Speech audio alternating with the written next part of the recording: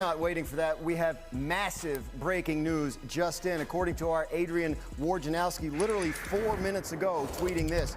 Brooklyn Nets GM Sean Marks is working with Kevin Durant and his business manager Rich Kleiman on finding a trade for the franchise star. Apparently Durant requested a trade from the Nets today, according to Woj. So obviously, I mean, this is going to dwarf anything that happens tonight in free agency. So I'll just, start with you, Wendy. What do you think? It's obviously surprising in the moment, the timing, but this has been coming for the rest of this week. It's been a topic of conversation amongst top NBA players for a few days, but you never know whether Durant's actually going to go through with it. It's such a major thing.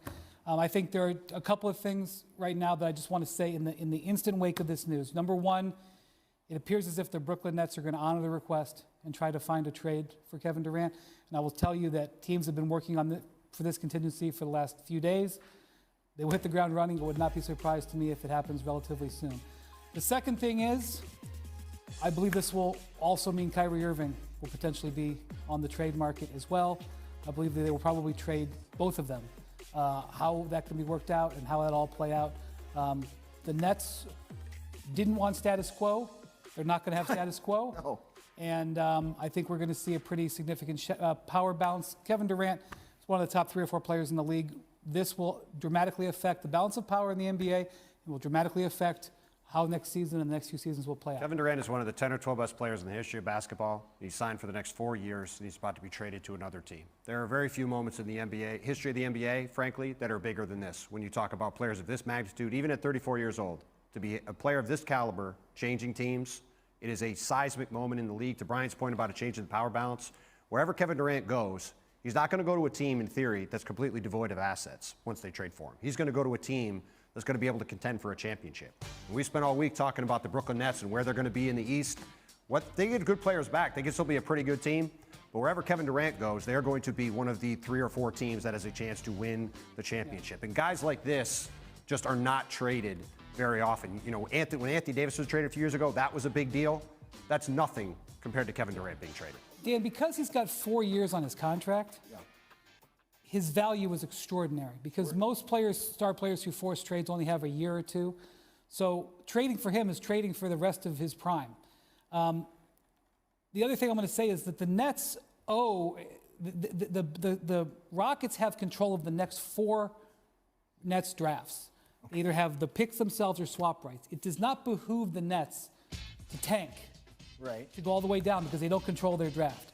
So when the Nets are looking for this trade here, as you think about teams that they can go to, they're going to want, in the interim snap here, my opinion, talking to people around the league, they're going to want players that can help them continue to be a competitive team now. And to Brian's point, right after Adrian tweeted about this, he tweeted the Brooklyn Nets are trading a first-round pick, presumably Philadelphia's first-round pick, which they got in the James Harden trade, to the Utah Jazz for forward Royce O'Neal. That, to me, to Brian's point, would signal that the Nets plan on being competitive this year. So this is not a trade where they're going to tear it down to the studs. They're going to try to have as good a team as they can. All right, so understanding that, what are we talking about in terms of what they get back for Kevin Durant and what kind of teams can take it on? Let's talk about the teams. So right off the bat, I'm going to tell you what the discussions have been over the last few days. Miami Heat, who have a selection of young players. They're a little bit short on draft picks going forward. They have a selection of young players, and they have some big contracts that they can put in there as well. The Miami Heat seek stars. They absolutely will be getting involved in this. And the other team that is going to be involved are the Phoenix Suns, because the Phoenix Suns not only have young players that are interesting, guys like Mikal Bridges, potentially DeAndre Ayton in a sign and trade who's available, Cam Johnson, another good young swing forward. They also have every single draft pick going forward. I would say, Dan, in this exact moment right here, the Phoenix Suns are the leading candidate to trade for Kevin Durant. I also point out that Devin Booker was with Durant on Team USA last season. When you think of superstar team-ups, always go back to Team USA. It's the genesis of super teams. The Phoenix Suns, with Chris Paul sort of near the end of his career, need to go in an all-in move. That's also a destination players have always typically been happy to go to. And look, I mean, you're talking about Miami and Phoenix. You're talking about the 2 #1 seeds, right, from this year's postseason. So obviously those are teams that are in position where you would want to join them if you want to win titles. You mentioned Kyrie. I mean, how much does he have to do with all this, and where does he end up going? Well, Lakers? The Lakers, obviously, they are absolutely incumbent on them to make a call here to see if they can swap Russell Westbrook for Kyrie Irving. So that's where they're going to go. But with Kyrie Irving locked into just a one-year contract, there will be more teams, I believe, that will call who can potentially trump the Lakers' position. And because Kyrie on a one-year deal, you take a risk on a talent like that because there isn't the long-term commitment. If you had him on a 4-year deal, you might have a lot less teams interested. He's unlike more Kevin appealing. Durant. That's right. He's much more appealing on a 1-year deal where you have a limited exposure to him going on. In a strange way, I think the Kyrie Irving sweepstakes could potentially be more explosive than the Kevin Durant sweepstakes, because I really don't think Durant's going to be able to go to that many teams, even though you would think he would kind of lose some control because he's only got 4 years on his contract. But well, the fact that Sean Marks is working with Kevin Durant and his business manager, George Kleiman, to find a home for him, that would seem to indicate you're trying to reach the nexus of what do the teams have that the Nets want, and where does Durant want to go? And that's why Phoenix, to me especially, stands out as a destination. you may ask, why now? Why now? The answer is because the big piece that Phoenix would trade in this deal would be a sign and trade with DeAndre Ayton. They can't let him go anywhere else. You got to do Ayton deal now. I think Durant is going to try to force himself towards Phoenix. Yeah, unbelievable. And now how about here across the river, real quick? If I'm a Nets fan, like what am I thinking today? Season tickets are about to go on sale. Season tickets are about to go on sale. We mentioned a little over 3 hours until NBA free agency starts. Obviously, it already started, Dan. Going on. It already started. That's right. For more NBA talk, you can tune in at 4:30 Eastern today on the latest chapter of As Kyrie Turns. We ask you, Brian Windhorst, plain and simple, will Kyrie Irving be a member of the Nets after this season? So no. And there you have it, folks. He's a very difficult guy to plan for. I really wonder, because obviously he will continue to play in the NBA. Well, I shouldn't say obviously. If he continues to play in the NBA after this year, I'll be interested to see how many years any team, whether it's the Nets or somebody else, signs him for, because it's very difficult with him. But, if you go back and look at the way he played 2 seasons ago, before the vaccine issue, he had a very good season. He was reasonably healthy that year, other than when he took his sabbatical, his unannounced sabbatical midseason.